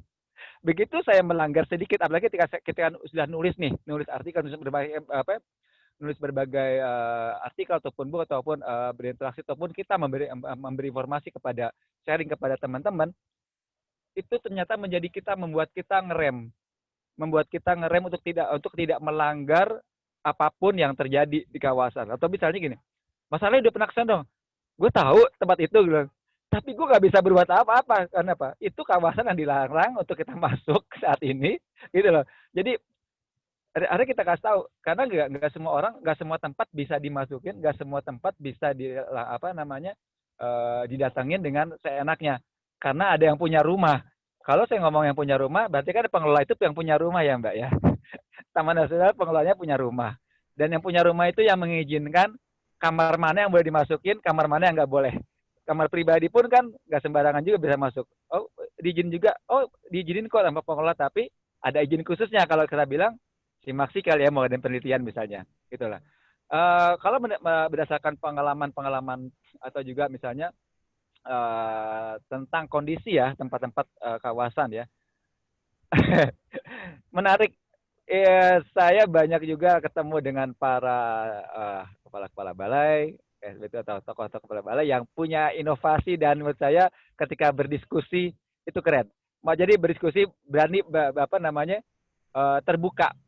Menurut saya sih banyak para kepala balai juga terbuka sebenarnya. Kalau kita mau ya kadang-kadang kan ada gini ya, ada image gini Mbak, ada image, aduh susah nggak sih, ribet nggak sih gitu lah, ribet nggak sih sebenarnya. Tapi sebenarnya buat teman-teman ketahui sebenarnya kalau kita terus terang aja kita mau ngapain sih ke Taman Nasional itu, kita mau ngapain sih, jelaskan dengan baik, pasti kepala balai ngizinin kok, seluruh balai-balai ngizinin kok, dan yang pastinya malah bahkan mengajak kerjasama, tapi harus pasti laporan dong gitu, laporan, ajak kerjasama bahkan dan benar-benar mau bersama-sama menjaga mungkin menginformasikan tentang kawasan sekaligus mempromosikan tapi sekaligus menjaga kelestariannya gitu loh. Atau istilah saya gini, yang punya rumah pasti yang lebih tahu ya. Yang punya rumah yang lebih tahu tempat kawasan itu, terusnya yang punya rumah bahkan masyarakat kita juga tahu kan kondisi kawasan itu. Kalau menurut saya jangan sampai, kalau tadi Pak Dirjen bilang kosongkan dulu pikiran ketika mau pergi. Kalau menurut saya gini, jangan langsung kita masang tembok seolah-olah kita sebagai pengunjung lebih tahu daripada masyarakat sekitar, bahkan daripada yang punya tempat pengelola. Jadi seolah-olah ketika mau datang kita lebih tahu gitu. Padahal justru kita datang, kita cari banyak tahu, cari informasi. Gitu. Bahkan sebelum berangkat pun kita udah bisa riset sebenarnya, sekarang apalagi lebih mudah. Dan itu akan membuat kita melakukan perjalanan mendapatkan pengalaman lebih. Kan kalau ke Taman Nasional, ke Taman Wisata Alam, harusnya pulang dapat experience kan ya, pengalaman ya, bukan sekadar dapat foto. foto menjadi bagian iya gitu. Tapi kalau cuma dapat foto doang sayang banget karena sebenarnya justru experience-nya itu pengalamannya lebih besar dari sekedar foto itu sebenarnya. Itulah sebenarnya foto itu. Mas Arle, do and don'ts-nya gimana Mas Arle? Nah, untuk do and don't di kawasan nih, masuk ke kawasan. Yang pasti sih sebenarnya kalau kita mau tadi cari informasi, do and don't-nya sebenarnya udah banyak loh, sudah. Sekarang pertanyaannya teman-teman baca nggak sih do and don't ketika masuk kawasan konservasi? Kan kalau kita buka webnya ada tuh yang tidak boleh dilakukan di Taman Nasional ngapain, harus nggak boleh apa saja, nggak boleh apa saja kan, yang boleh apa saja. Tapi sebenarnya ada Mbak yang simpel buat saya gini. Perilaku konservasi sebenarnya itu simpel kok, mudah kok, nggak harus nunggu apa namanya nanam ribuan pohon rame-rame, nggak harus nanam mangrove rame-rame, simpel kok. Satu gampang misalnya. Apa namanya masuk kawasan dengan cara yang baik, lapor, ya kan, beli tiket, itu, ikutin jalur rute yang resmi, ya kan, apa namanya, kalau misalnya ke gunung, misalnya naik gunung, ngecamp di tempat yang sudah ditentukan, nggak usah buka-buka jalur baru, nggak usah iseng-iseng apa namanya merasa hebat, motong-motong jalur, oh lebih cepet nih, oke, kita memahami keahlian teman-teman mungkin ahli navigasi atau apa. Tapi ketika masuk ke kawasan konservasi ya tidak motong itu gitu loh. Karena akan apa namanya pasti membutuhkan tempat ya kan. Pokoknya nggak usah membuka tempat yang sudah ditentukan oleh pengelola. Jadi simple Mbak, do and don't-nya. Ikutin aturan itu nanti pengelola ya kan dan apa namanya apa namanya baca kembali deh apa sih aturan yang diatur oleh pengelola dan jalur-jalurnya. Pokoknya nggak usah yang ngerasa lebih hebat. Menurut saya sih itu simple banget ya, gitu loh Mbak. Mas Harley, menarik sekali ya. Do and don'ts ini tadi Pak Dirjen juga mengingatkan ya untuk pikiran dan hati kita harus bersih kalau kita masuk. Gitu. Bahwa itu adalah tadi backsound lagu di awal adalah rumah kita. Sebenarnya alam ini adalah rumah kita. Gitu ya. Tadi Mas Harley juga menyampaikan sudah bertemu beberapa kepala balai yang mulai inovatif gitu ya, not business as usual. Selalu di bahwa anggaran itu hanya bagian kecil dari pengelolaan. Resources may limited, but innovation is unlimited. Betul ya Mas Harley ya? Betul banget. Dan menurut saya gini Mbak, keren Mbak, banyak para balai yang berani apa namanya mulai membuka berani berdiskusi dengan berbagai apa namanya dengan berbagai inilah tim dari mana saja dan itu menarik menurut saya. Oke, Pak Dir, aku kok salah ngetik sih ya. Oke, Pak Dir akan meninggalkan room Zoom, ya mengingat waktunya juga sudah maghrib, ini mungkin malah sudah maghrib. Saya ingin, Mas Harley, ada 5 tadi disediain hadiah, 4 emblem dan 1 gantungan kunci dari Taman Nasional Gunung Cermai. Boleh nggak Mas Harley untuk pertanyaan-pertanyaan nanti di WA dan kita akan share melalui story IG CCCD untuk kita bagikan. Jadi ada 9 hadiah yang akan dibagikan dari CCCD yang belum sempat kita bagikan. Ternyata narasumbernya semangat banget ya, konservasi. Jadi masing-masing narasumber memberikan giveaway sehingga apa yang kita siapkan dari proyek CCCD sepertinya masih tersimpan, tetapi akan kita berikan melalui, balik lagi, saya men-challenge kepada Bapak Ibu, adik-adik semua, untuk berpartisipasi dalam membuat IG filter yang ada di Project CCD. Kita tunggu sampai jam 23.59 menit waktu Indonesia Barat, dan tanggal 17 akan kita umumkan 9 hadiah, plus 5 hadiah dari Balai Taman Nasional Gunung Cermai. Boleh Mas Harley seperti itu? Saya tambahin 1 topi rimba juga nanti saya kasih. Tapi bukan yang ini. Tapi bukan yang ini, yang hitam. Ada yang hitam nanti saya kasih. Nanti Mas Harley udah berubah lagi. Sama ini Mbak, mungkin informasi nanti mudah-mudahan bulan ini kita akan launching film pendek semi dokumenter tentang Tambora. Yang judulnya Majestic Tambora, Tambora yang agung. Itu tentang history and nature di satu jalur Tambora, tentang tadi Pak Dirjen bilang tentang tentang apa namanya pendaki Eropa pertama yang mendaki Tambora, seorang ahli botanis Swiss, mungkin bisa kenal namanya Heinrich Zollinger, dan itu menelusuri itu, dan saya menapak dari kita buat filmnya itu, dan kebetulan nanti akan ada bukunya juga Majestic Tambora juga. Jadi film dan buku ini tapi berbeda launchingnya ya, akan launching dulu di filmnya dulu. Mudah-mudahan dalam bulan ini. Keren. Sukses selalu Mas Harley. Waktu penetapan Taman Nasional Tambora oleh Presiden Joko Widodo, saya kebetulan ikut ke sana dan amazing, berbeda dengan Taman Nasional yang lain. Nah, Mas Harley, kita tunggu filmnya ya. Paling enggak kita dikasih teasernya, nanti kita di tag ya, proyeksi CCD. Pasti. Ada trailernya kok. Terima kasih Mas Harley atas memberi semangat dan memberikan sedikit ulasan tantangan dan juga bagaimana kita meningkatkan inovasi khususnya pada kepala balai sih ya. Tetapi untuk generasi muda jangan pernah berhenti. Poin penting dalam diskusi hari ini, hampir 2 jam kita bersama-sama adalah fokus kita untuk generasi milenial. Jangan merasa bahwa tidak ada yang mendampingi, tidak ada ruang untuk berekspresi, ya, tidak ada tempat untuk mempraktekkan diri, bahwa kami semua di instansi pemerintah, pegiat alam maupun dari proyek dan pemerhati yang lain akan memberikan ruang bagi generasi milenial untuk terus berkarya. Sekali lagi pesan moral yang bisa saya sampaikan, saya masih mengingat, open your mind, open your heart, and open your will untuk kita semua. Sekali lagi selamat Hari Konservasi Alam Nasional 2020.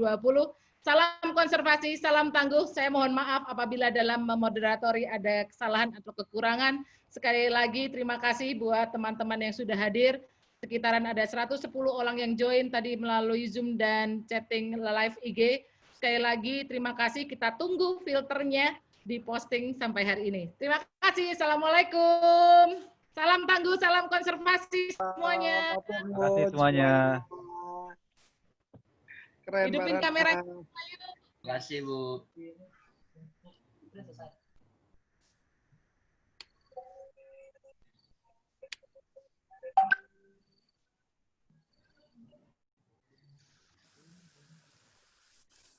Ya.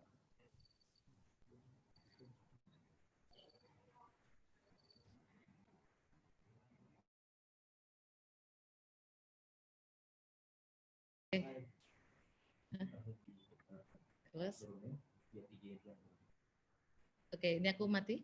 Matiin kamera, udah tak spotlight yang ke info. Matiin kamera. Oke, aku matiin kamera.